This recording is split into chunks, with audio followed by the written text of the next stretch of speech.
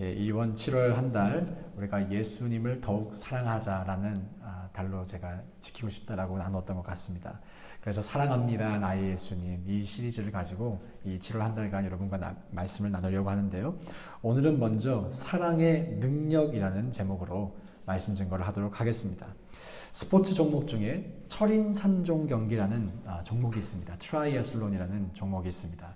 이 철인 3종 경기는 수영과 마라톤 그리고 사이클링, 이 바이크를 세 가지 종목을 하루 만에 소화를 해야 되는 이 경기입니다.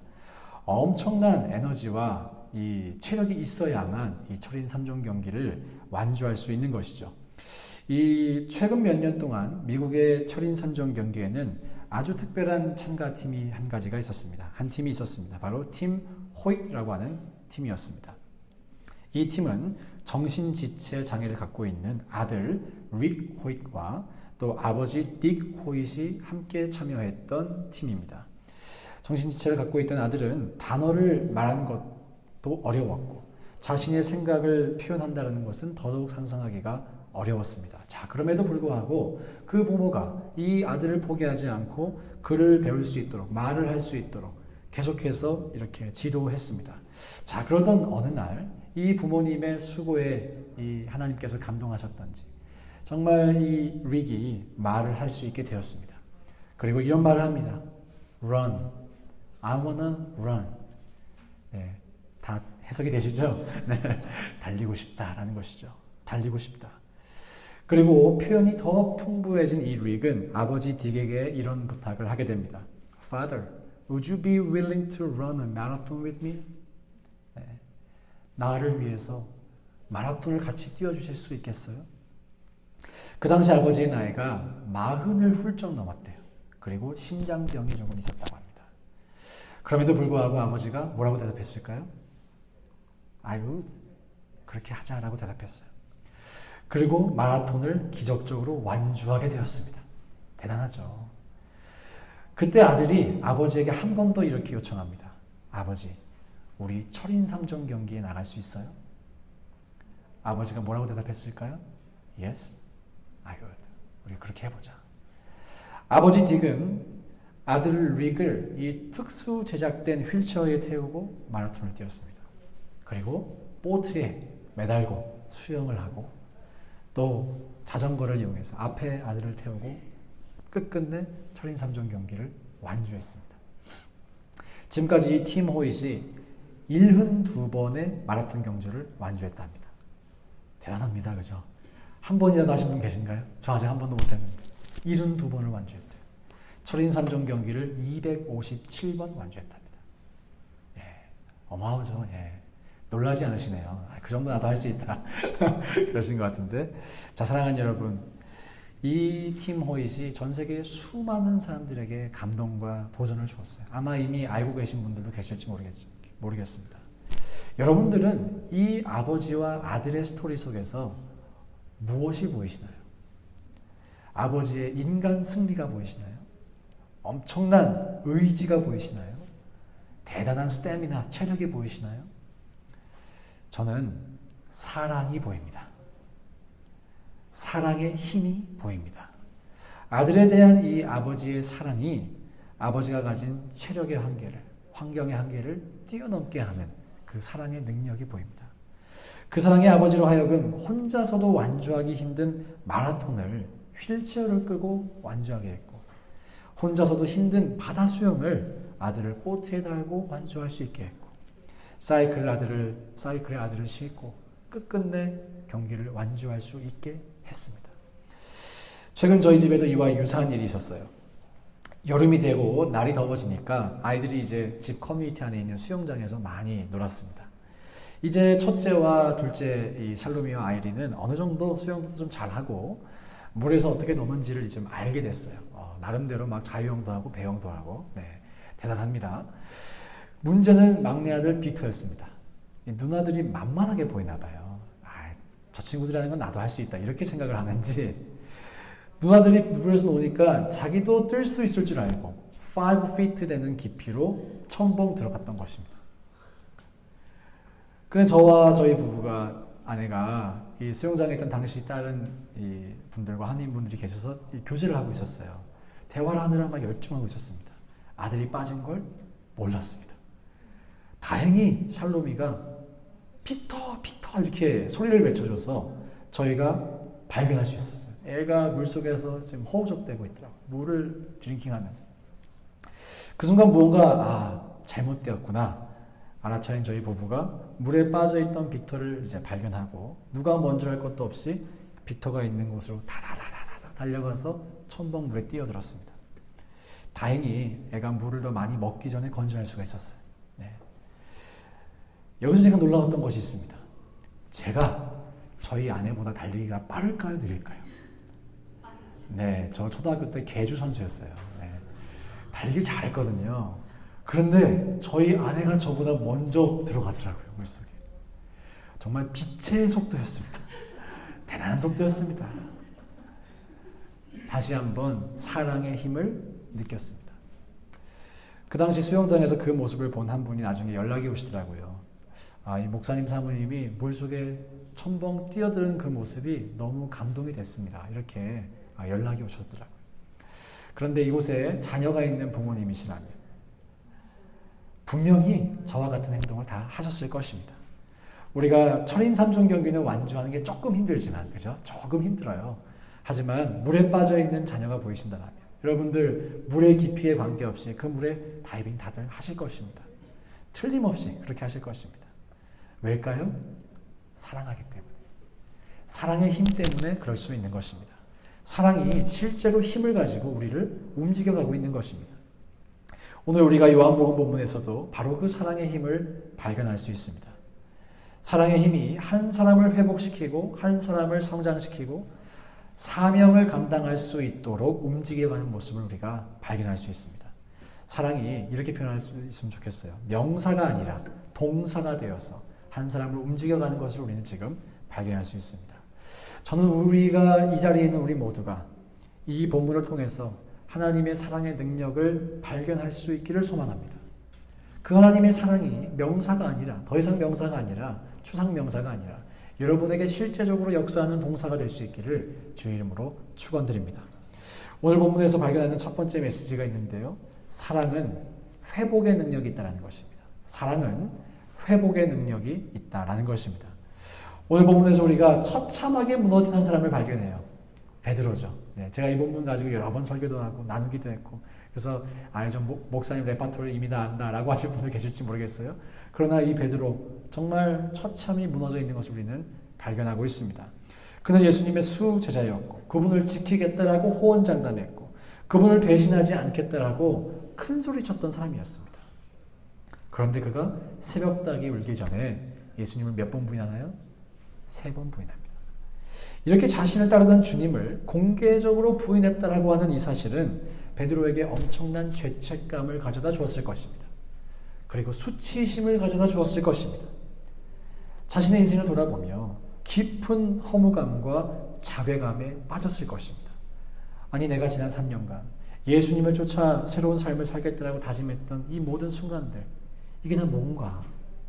하나님 영광 위에 내가 살겠습니다. 이렇게 다짐했던 모든 순간들, 그 모든 다짐과 내가 받았던 가르침들과 내가 받은 은혜들이 다 어떻게 되는 건가? 난 지금 뭐 때문에 이렇게 살았나? 그렇게 허무함과 자괴감을 느꼈을 것입니다.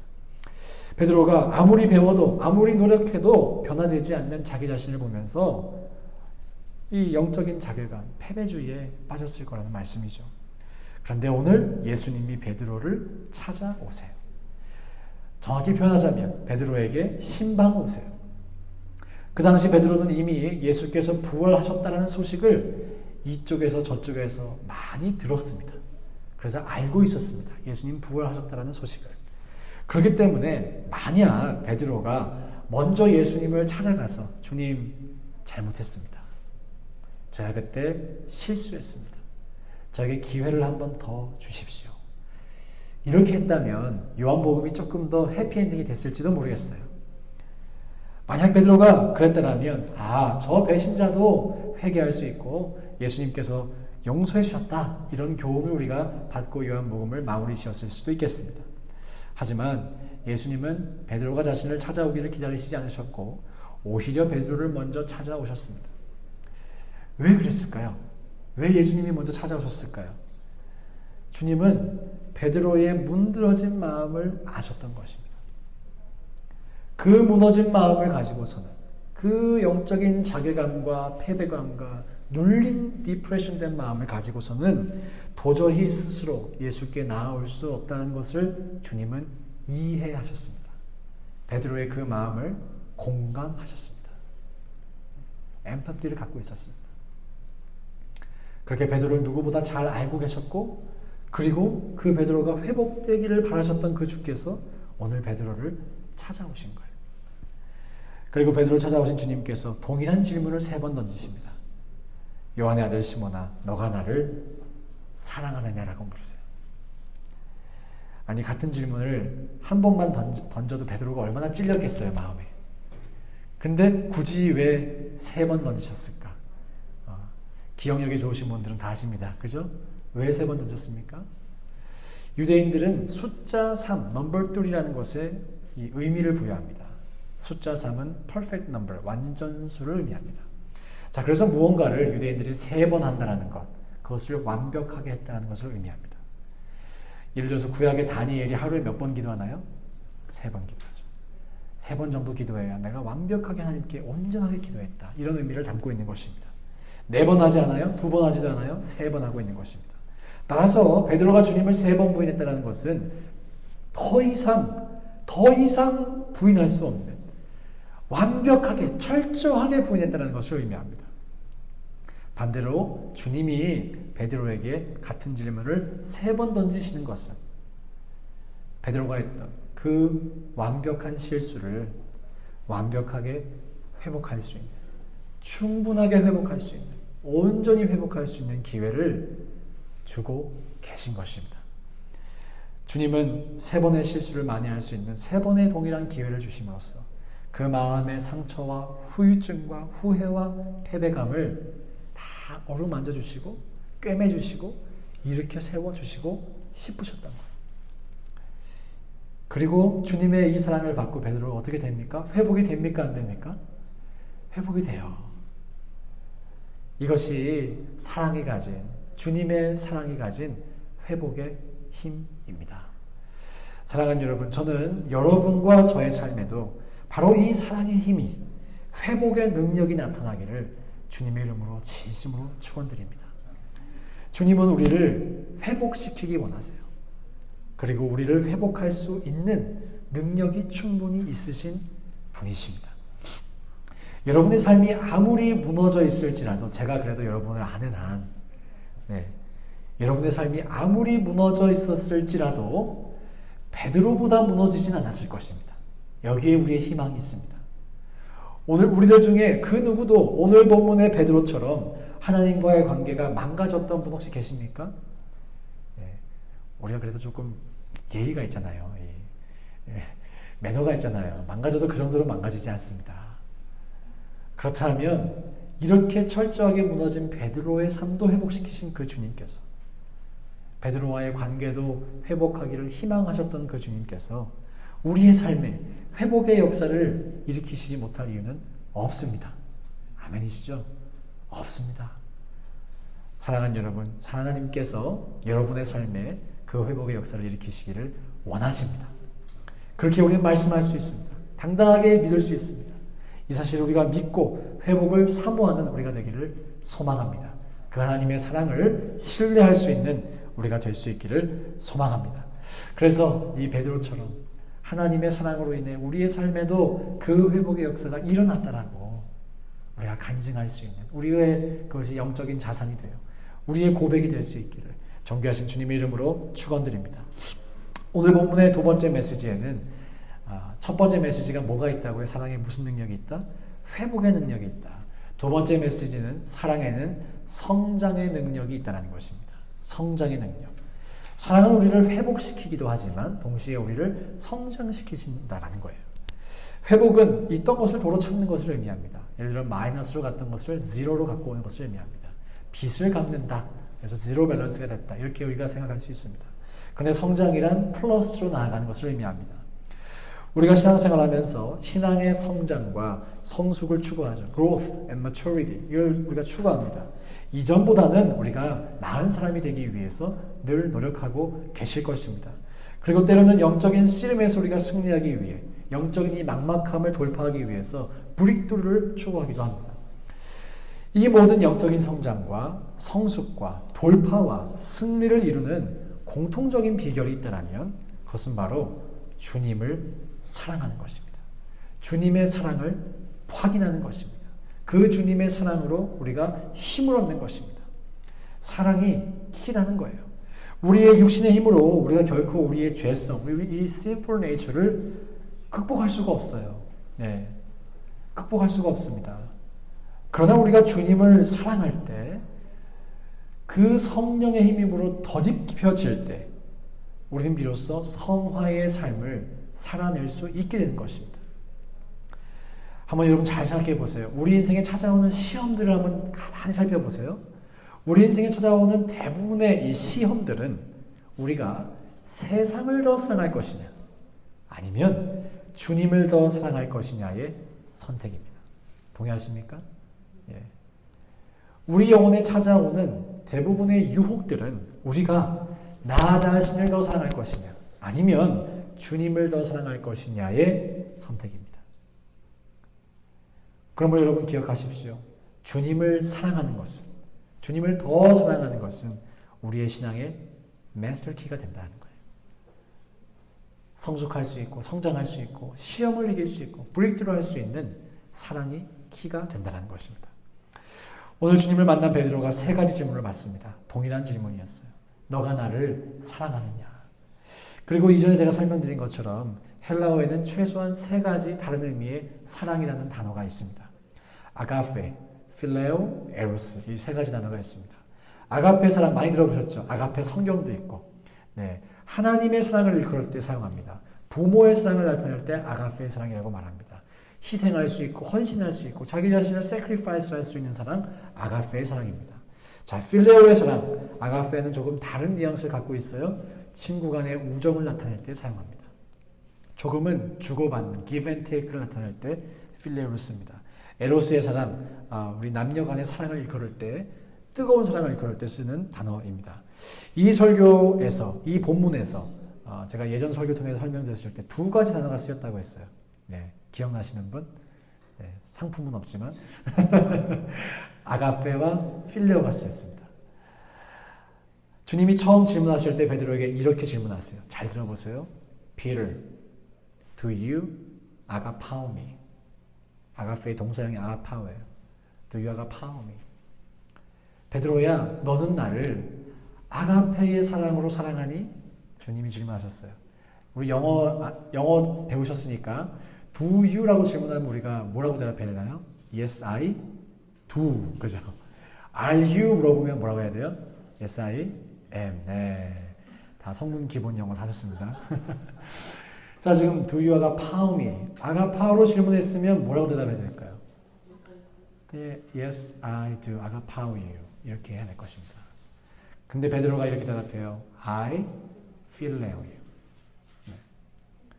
주님은 아가페라고 하는 단어를 사용하셔서 베드로에게 질문하셨는데 베드로는 필레오라는 단어를 사용해서 대답을 했던 것입니다. 사랑의 지금 격이 좀 다르잖아요.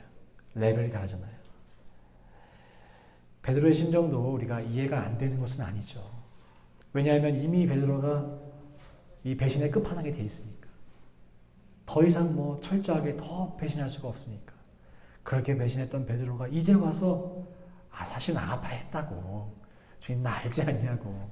그렇게 하기가 어렵습니다. 그래서 베드로가 이렇게 대답했던 것이죠. I phileo you라고. 그럼 베드로에게 주님께서 두 번째 질문을 던지십니다. Peter, do you agapao me? 네. 베드로의 마음이 얼마나 어려웠을까요? 첫 번째와 동일한 단어를 사용하시면서 너는 나를 아가페의 사랑으로 사랑하느냐라고 물으시는 거예요. 베드로의 마음이 다 들어갔을 것입니다. 아니, 내가 첫 번째를 필레오라고 했으면 묻지 말아주시지. 왜 이렇게 또 질문하실까? 그렇게 베드로는 괴로운 마음 갖고 두 번째도 이렇게 대답합니다. I phileo you. 역시 사랑의 격이 다르게 대답을 했던 것입니다.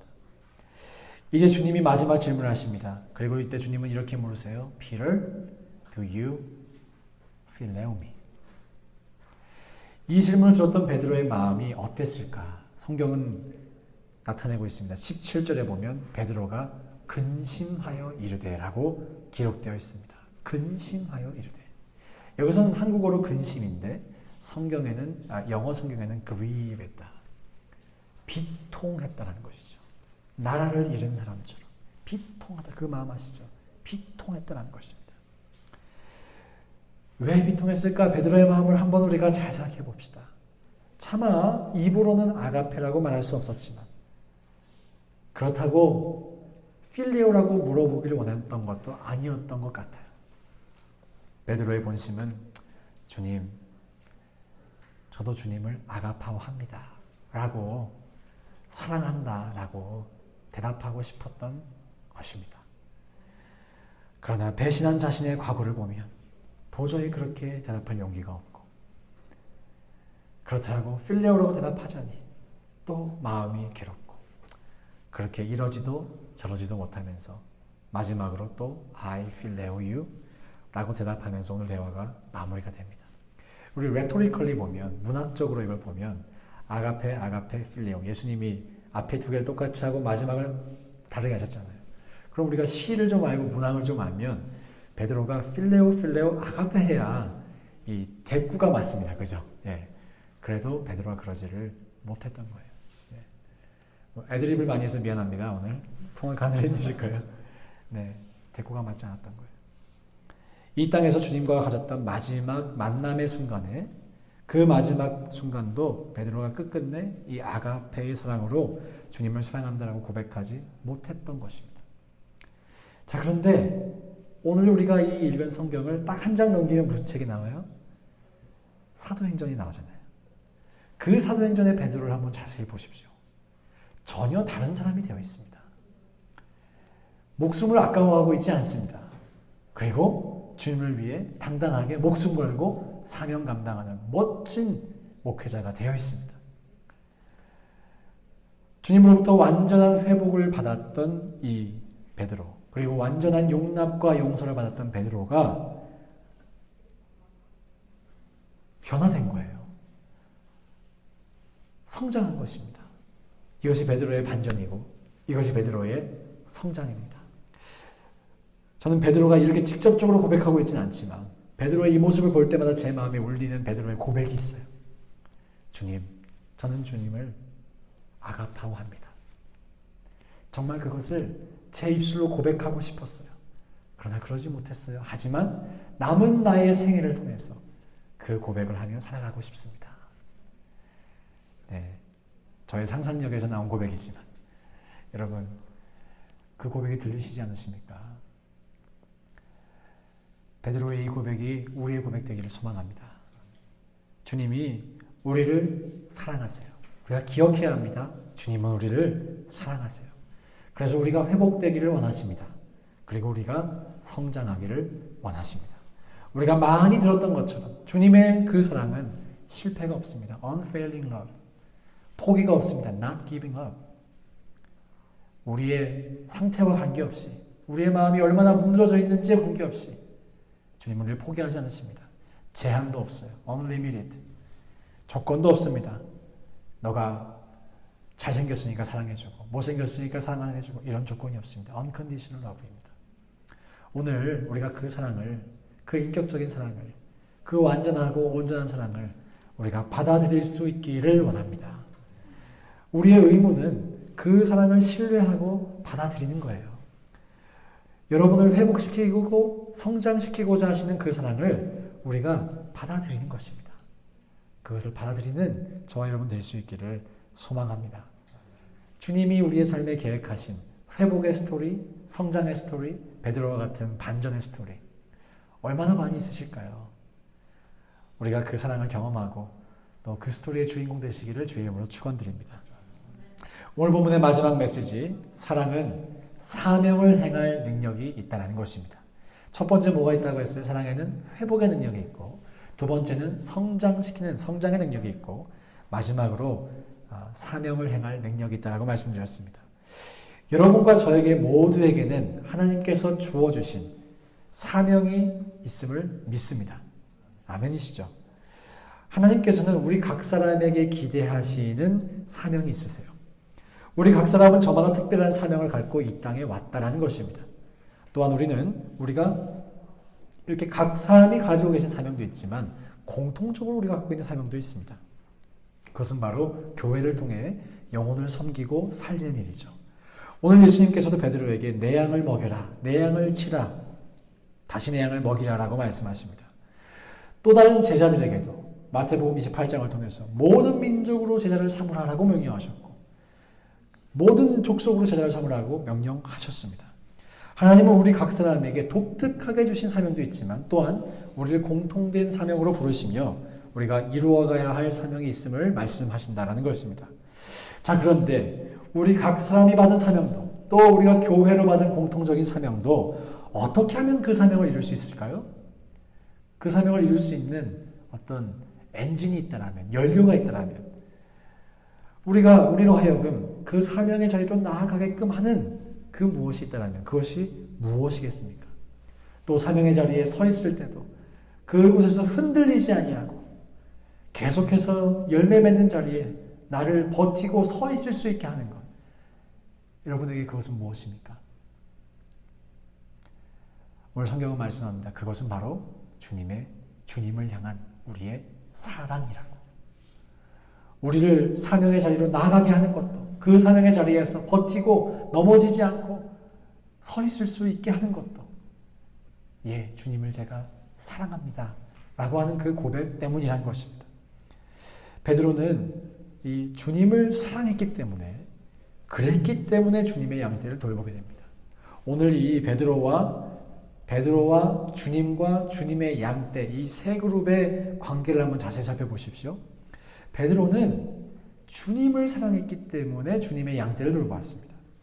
양떼를 사랑하는 마음 이전에 주님을 사랑했기 때문에 그 양떼를 맡았습니다.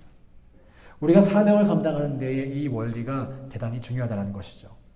양떼를 사랑하기 때문에 그들을 섬긴다. 그럴 수도 있겠지만 그렇게 되면 그들로 인해 마음이 상하거나 낙심이 될 때 그 사명이 흔들릴 수도 있을 것입니다. 자, 그런데 주님을 사랑하기 때문에 그 사명을 감당하고 있다면 양떼의 어떤 것과 관계없이, 나의 상황과 관계없이, 나의 조건과 관계없이 끊임없이 지속적으로 주님을 사랑하기 때문에 사명 또한 감당할 수 있다는 것입니다. 여러분, 성경의 모든 인물들을 한번 살펴보십시오. 예수님의 제자들을 보십시오. 그들이 사명을 감당했던, 끝까지 믿음의 경주를 완주했던 그 모든 사람들의 공통점을 한번 여러분 찾아보십시오. 그들은 모두 주님을 사랑했습니다. 사도행전의 베드로도, 바울도, 도마도, 요한도, 누가도, 마태도, 마가도 모두가 그들의 인생의 끝날까지 그들을 달려가게 했던 것은 바로 주님을 사랑하는 마음 때문이었다는 것입니다. 주님을 사랑하는 마음, 주님을 향한 사랑, 이 사랑에는 여러분 힘이 있습니다. 능력이 있습니다. 오늘 그 능력을 받으십시오. 그 능력으로 무장하십시오. 주님을 사랑한다라고 그렇게 사랑하기로 작정하십시오. 그리고 여러분 개개인에게 맡겨진 사명의 자리와 또 우리가 공동체로서 주어진 맡겨진 그 사명을 우리가 멋지게 감당할 수 있기를 소망합니다. 신약성경 27권은 다양한 저자들이 다양한 퍼스펙티브를 가지고 기록했습니다. 제가 예전에 한번 강의했죠. 마태복음, 누가복음, 요한복음, 마가복음이 다 같은 것 같은데 조금씩 달랐잖아요. 그렇죠. 지난주에도 우리 문화의 비유, 달란트의 비유, 마태와 누가의 기록이 달랐습니다. 각각의 사람들의 퍼스펙티브를 하나님께서 사용하셨던 거예요. 자, 그런데 예수 그리스도의 가르침, 복음서의 가르침, 사도 바울의 가르침, 요한 서신의 가르침, 그 모든 저자들이 궁극적으로 강조했던 가르침에 공통점이 있습니다. 그게 뭘까요? 모든 사람이 동의하고 가르쳤던 궁극적인 가르침. 네. 오늘 사랑 얘기하니까 정답이 사랑이겠죠. 네. 그 모든 사람들은 가장 궁극적인 에크미, 가장 우리 신앙생활에 뭐라고 하나요? 이 한국말이 떠올리지 않아서 몽블랑 뭐라 그러죠? 네, 정점에 사랑이 있다라는 것을 강조했던 것입니다. 그들 모두는 예수님의 사랑을 받았던 사람들이 틀림없었어요. 그렇기 때문에 그 사랑의 깊이와 그 사랑의 가치를 알고 사랑에 대해서 강조할 수 있었습니다. 그리고 그 사랑으로 회복을 경험한 사람들이었습니다. 성장을 경험한 사람들이었습니다. 그리고 그 사랑 때문에 자신들이 서 있던 자리에서 사명을 감당할 수 있었던 사람들이었습니다. 그리고 그들 모두는 그렇게 사랑에는 분명한 능력이 있다는 것을 경험하고 이제 증인이 되어서 우리에게도 성경을 통해서 우리에게도 그 사랑을 경험해 보라고, 그 사랑을 추구해 보라고, 그 사랑을 맛보아 알아보라고 자신 있게 말하고 있는 것입니다. 사랑하는 여러분, 우리도 이 신약 성경의 저자들처럼 이 사랑의 증인 될 수 있기를 소망합니다. 네. 그들은 1세기의 증인이었다면 우리는 21세기에 이 주님의 사랑으로 말미암은 증인될 수 있기를 소망합니다. 사랑으로 말미암은 회복의 간증, 성장의 간증, 그리고 사명의 자리에서 열매 맺는 그 간증들이 여러분의 삶에 또 저의 삶에 가득하기를 진심으로 축원드립니다. 제가 설교 시작하면서 말씀드린 이 팀 호잇의 아버지 딕이 아들 릭을 데리고 철인 3종 경기를 완주하잖아요. 피니시 라인을 통과하잖아요. 오늘 예수님도 자신의 영적인 아들인 베드로를 찾아오셔서 그가 믿음의 경주를 완주할 수 있도록 도와주십니다. 그리고 마찬가지로 우리에게도 오늘 찾아오셔서 우리의 마음을 두드리시며 이 길을 함께 걷자라고 말씀하십니다. 그 음성을 듣고 우리 주님과 함께 끝까지 믿음의 피니시 라인을 완주할 수 있는 저 여러분 될 수 있기를 주의 이름으로 축원드립니다.